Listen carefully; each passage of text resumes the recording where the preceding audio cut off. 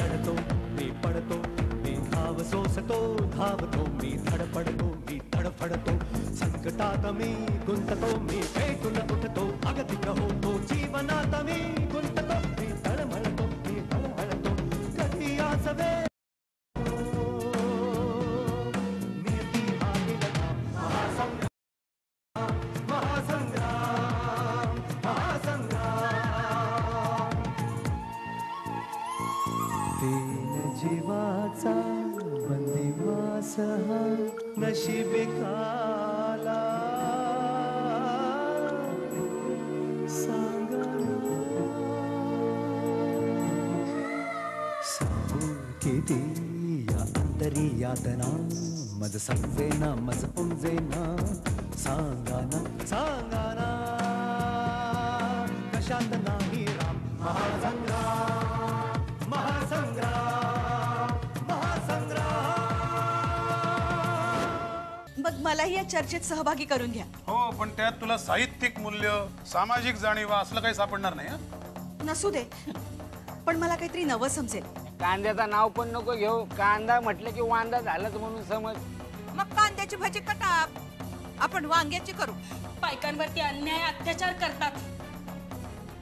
माझ्या हातात एक दिवस राज्य यायला पाहिजे, मग ह्या नराधमासनी चांगला धडा शिकवते। शांत हो, पाणी घे। मुलं, नवरा, संसार, सासू सासरे यांची काळजी करत राहणार। स्वतःचा काही विचार नाही, स्वतःसाठी काही स्पेस लागते। कसला कसला विचार नसतो आपल्याला। आपण बांगड्या भरतो, दुसऱ्याचा विचार करतो, दुसऱ्याच्या भावना जपतो। हवा हितच तर मिस्टेक करतो। छान मर्दासनी लक्षात यायला पाहिजे की आपल्याकडे बी मर्दानगी ताकद आहे, मग बरोबर ताळ्यावर येतील। त्याकरता आपल्यासारख्या पोरी बाळींनी आपल्याजवळ तिकटाची पुरचुंडी ठेवली पाहिजे, जुडो कराटे शिकलं पाहिजे। आणि जो कोण आया बहिणीसनी छेडायला येईल का नाही, त्याला चांगला वठणीवर आणला पाहिजे। बाप रे, फारच जहाल बोलायला लागलीस तू। तुला थंड करण्यासाठी 4-2 बर्फाचे खडे आणखीन टाकायला लागणार सरबतात। हवं तुम्ही बर्फाच्या तुकड्याचं बोलताय? आमचे राणे तर म्हणतात हिला बर्फाच्या लादीवर झोपवली पाहिजे, तरच थंड होईल। असं म्हणतात राणे? होय, पण मी पण काय कमी नाही।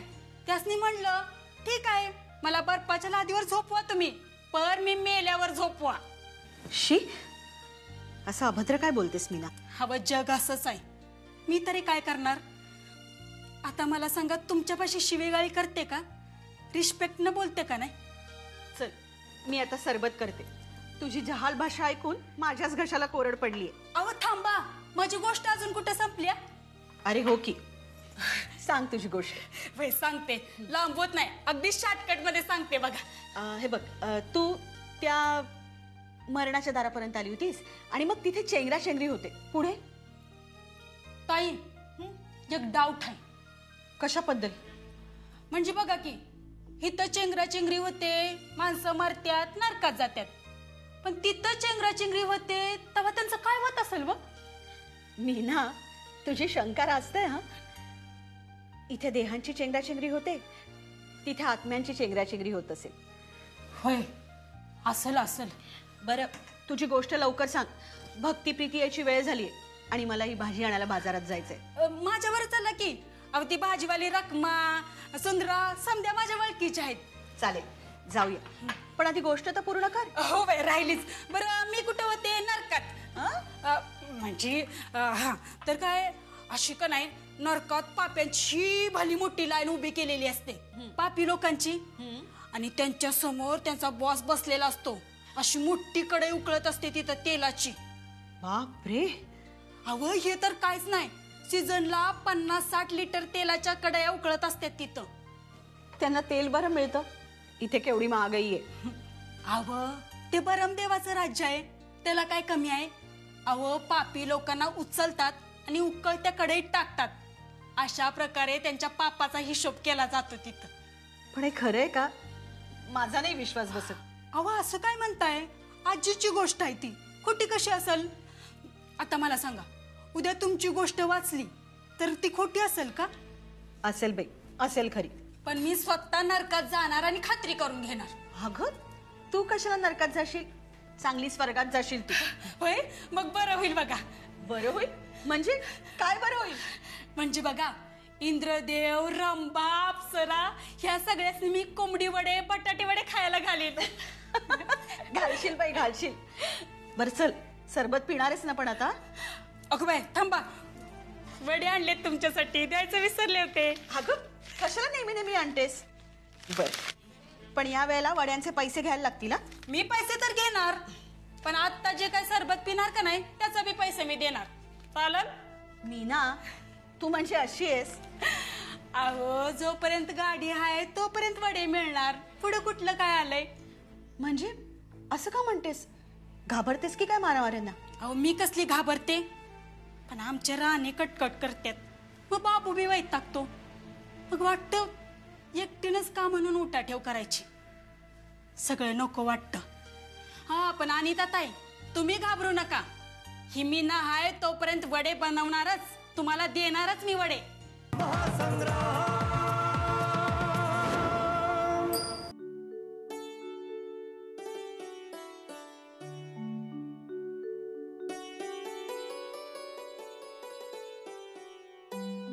माफ करा राघव दादा, जरा अवेळ चालू.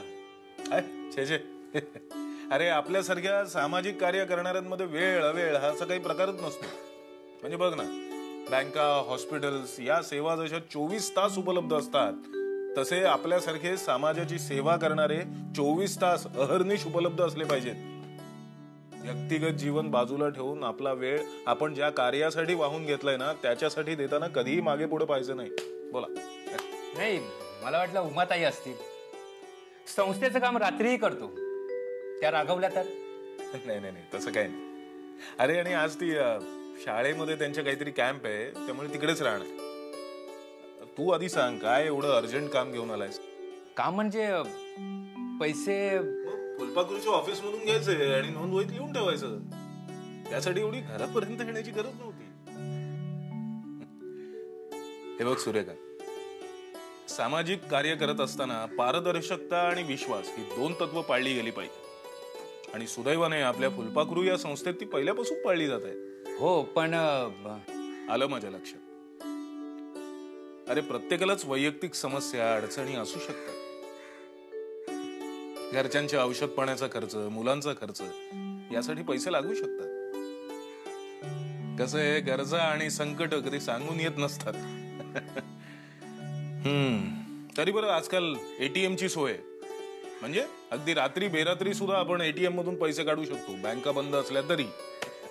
अर्थात त्यासाठी अकाउंट मध्ये पैसे असणं आवश्यक आहे, नुसतं कार्ड घासून काही उपयोग नाही. नाही नाही राघव दादा, मला माझ्यासाठी पैसे नको आहेत. मग दादा, आज मी हिशोब करीत बसलो होतो. माझ्या असं लक्षात आलं की आपल्याकडे जमा रक्कम अगदीच तुटपुंजी आहे. काय सांगतोस काय? अरे माझ्या लक्षात कसं आलं नाही? मग जेमतेम 2 आठवडे पुरतील एवढेच पैसे आपल्या ऑफिसातल्या तिजोरीत शिल्लक आहेत. अरे बापरे, या महिन्याचे अजून काही खर्च बाकी आहेत. शिवाय मुलांची वह्या पुस्तकं, त्यांचं खाणं याचीही उधारी बाकी आहे. खर्च अनेक आहेत. उन्हाळी काम आहेत, डांबर टाकून घ्यायला हवं, आणखी छोट्या मोठ्या गोष्टी करणं भाग आहे. बरोबर आहे सूर्यकांत. हे बघ, इच्छा तिथे मार्ग म्हणतात ना, हे आपल्या बाबतीत नेहमीच घडत आलेलं आहे आणि यापुढेही घडेल. कारण आपण ज्या निष्ठेने, ज्या तळमळीने कार्य करतो, त्यामुळे लोकांना आपल्याबद्दल विश्वास आहे, आपल्या कामाबद्दल खात्री आहे. पण म्हणूनच आपण डोळ्यात तेल घालून काम करायला हवं. अर्थात हे तसं कठीण आहे, पण आपल्याकडे दुसरा पर्याय नाही. गेल्या काही महिन्यात देणग्याही जमलेल्या नाहीत. लोक पैसे देत नाहीत, हा अनुभव आहे. तर आपण अंतर्मुख होऊन विचार करायला हवा. कारण लोकांचं नाही, आपलं कार्य आणि आपले कार्यकर्ते लोकांपर्यंत कसं याच्यावर मदती असतो.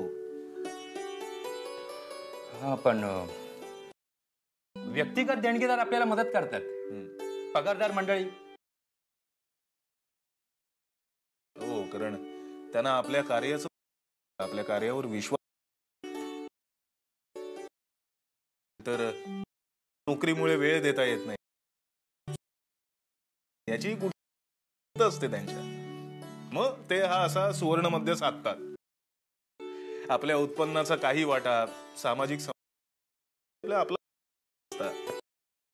कॉर्पोरेट वाल्यांकडे पण 10-10 वेळा खेटा माराव्या. अरे त्यांना त्यांच्या धोरणाप्रमाणे वागावं लागतं. मंदार साहेबांनी देखील मला थोडं आश्चर्यच वाटलं. देणगी देणं हे काही त्याच्यासाठी अवघड नाही, तरी देखील ते नाही म्हणाले. कारण त्याला पैसे उचलून देणं हे तत्वतःच पसंत नाही. संस्था ही स्वयंपूर्ण असली पाहिजे असं त्याचं आपलं व्यक्तिगत मत आहे. अहो, देणग्यांशिवाय संस्था जगणार तरी कशी?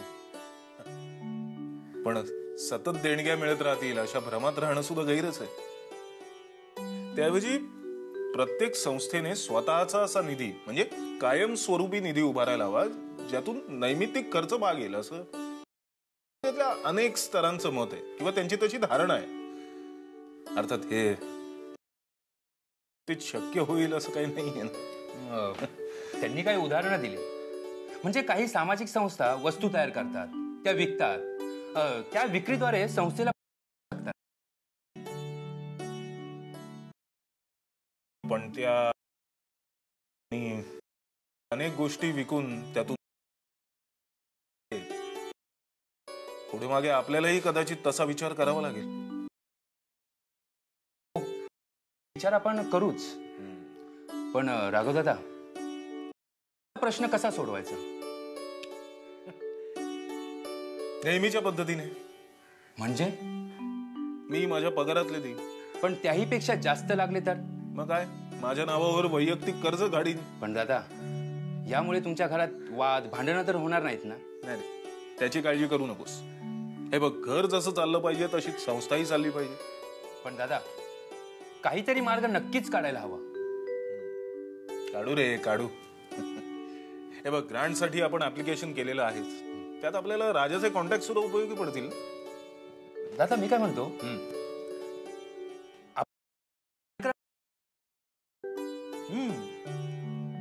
ही संकल्पना चांगली आहे. नाही म्हणजे पूर्वी प्रयोग लावले होते, त्यातून बऱ्यापैकी निधी उपलब्ध झाला होता. पण मला काय वाटतं की निधी जमवण्यासाठी आता काही वेगळ्या पर्यायांचा विचार करणं सुद्धा आवश्यक आहे. कारण संस्थेचं कार्य जर सशक्तपणे सकसपणे करायचं असेल ना, तर शेवटी पैसा हवाच ना. असो, सध्याची निकड भागवण्यासाठी हवे असलेले पैसे तू माझ्याकडून घे. घेतो.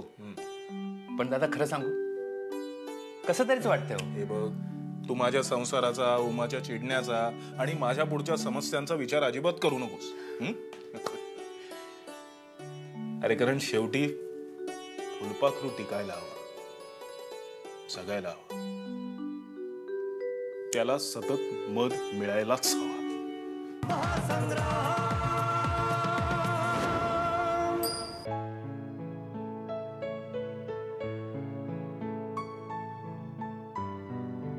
राघव दादा, तुम्हालाच भेटायला आले होते.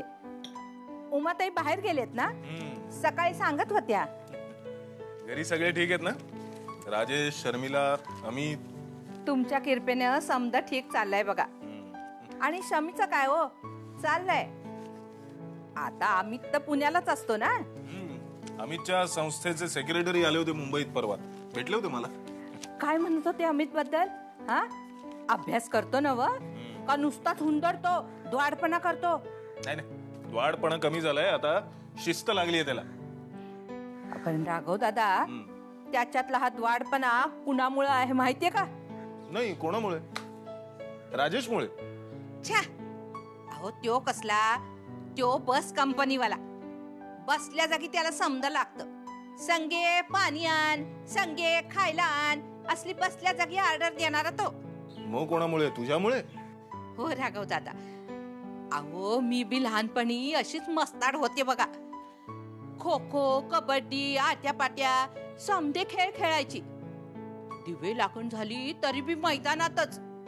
मग बापूस यायचा, यायच्या आधी लांबनच खेकसायचा आणि मग हाताला धरून खेचत फरफटत घरात न्यायचा. मग आय 2 धपाटे घालायची. असा आमचा रोजचा कार्यक्रम होता बघा. म्हणजे संगीता, तुला तुझ्या आई वडिलांनी पद्धतशीरपणे शिक्षण घ्यायला दिलं असतं खेळाचं, तर तू एक नामवंत खेळाडू झाली असतीस. तर काय हो राघव दादा, तुम्हाला ती सुवर्णा माने ठाव आहे का? सुवर्णा माने कोणी कार्यकर्ती आहे का शिक्षिका आहे? नाही हो, महाराष्ट्राच्या कबड्डीतल्या टीम मधली सुवर्णा. मागे बघा तिला कंचा तरी पुरस्कार मिळाला होता, तेव्हा तिचा फेफराट फोटो आला होता बघा. नाही ग, नाही आठवत. फोटोच जाऊ द्यात हो. तर काय सांगत होते, ती सुवर्णा आणि मी एकाच वाडीत राहायचो, पण दोघींच्या भी वेगळ्या टीम होत्या. एकाच वाडीत राहून टीम वेगवेगळ्या? आश्चर्य आहे. हो, म्हणजे चाळीत केवढी पोरं पोरी, तेवढ्याच टीम असायच्या ना. ती सुवर्णा त्या विजय मधनं खेळत होती. विजय? अहो, विजय नावाचा फेमस क्लब होता आपल्या देशी खेळामध्ये नंबर 1. अच्छा. आणि दुसरे ते अमरिनवाले, ते मला बोलवत होते बघा. पण कसं काय माझं नशीबच आडवं आलं. वडिलांनी सोडलं नाही? आडकाठी गेली? नाही हो, माझी आय गेली, मग बाप. घरची समधी जबाबदारी आली माझ्यावर. शाळा सुटली आणि तवाच नशिबाची पाठी बी फुटली बघा. खेळ बंद झाला आणि समधच आखरीत झालं. जाऊ दे संगीता, अगं भूतकाळ चांगला असो किंवा वाईट, पण त्याच्यामध्ये जास्त काळ रमणं चांगलं नाही. भूतकाळाच्या आठवणींमध्ये वेळ घालवणं, आपल्या हातातला वर्तमान काळ बिघडवणं हे आपण करू नये. नाही हो राघव दादा, मी नाही भूतकाळ चिवडत बसत. अहो, तेवढा टाइम हाय कुणाकडं. काम करता करता दिस कसा जातो ते बी कळत नाही. आज आपले जुने विषय निघाले म्हणून बोलले, तेवढंच तुमच्याकडे मन मोकळं केलं. बरं केलंस.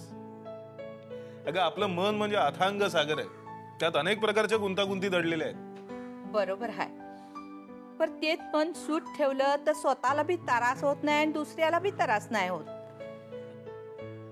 किती मोलाचं बोललीस तू. कित्येक वेळा शिकले सवरलेले लोक सुद्धा अडाण्यासारखे वागतात, पण तुझ्याकडे अनुभवातून आलेलं शहाणपण आहे. समधी आईची कृपा बघा.